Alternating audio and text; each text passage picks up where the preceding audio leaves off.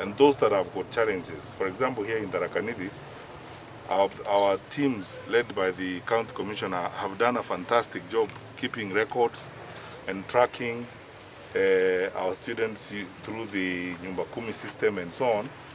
And we have a record that 311 girls in Thaakanithi are expecting. But we have agreed again, because of the teamwork we have with the county government and the Ministry of Education officials and Ngao. We know where each one of those 311 girls are. They go back to school, they will be supported, and we ensure that we fulfill the plan of government as has been clearly articulated by our president.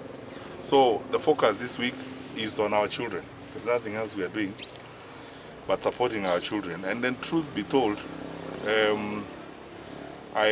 frankly, my heart goes out to head teachers and our school principals.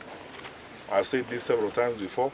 There are no people who do a more difficult job than our head teachers and our principals. I mean, these wonderful people that God has placed in our midst are doing all of us proud.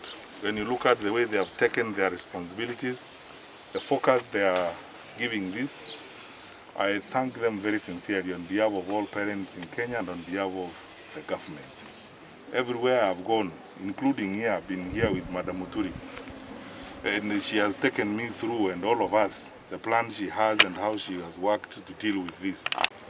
His Excellency the President had directed that we ensure that we spend all our time this week supporting our colleague, the Minister for Education, Professor Magoha, and the education sector team to ensure that the return to school program goes on smoothly.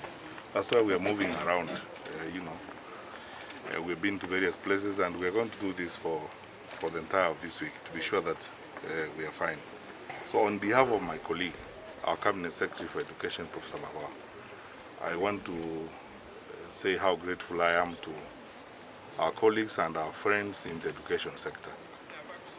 This is my third school now here in Thaakanithi. I've been to Iku Girls. We've just spent time here with the principal. By yesterday, only about 45 students are not reported, but a good number of them have come in this morning. And thankfully, the principal is in touch with all the 45 students and she knows where they are. I was in a school in the morning where 84 students are not reported. We agreed with the county commissioner and the regional commissioner and the education coordinator in the region and the county director of education and our TSC colleague that we are mounting a manhunt for those 84 students. The principal gave us the list. We are working on them, calling, assisting the principal to call and make sure that those students are found and they come back to school. The other place where I went, only 12 students are not reported, but it's because they are transferred to another school and the head teacher had the records.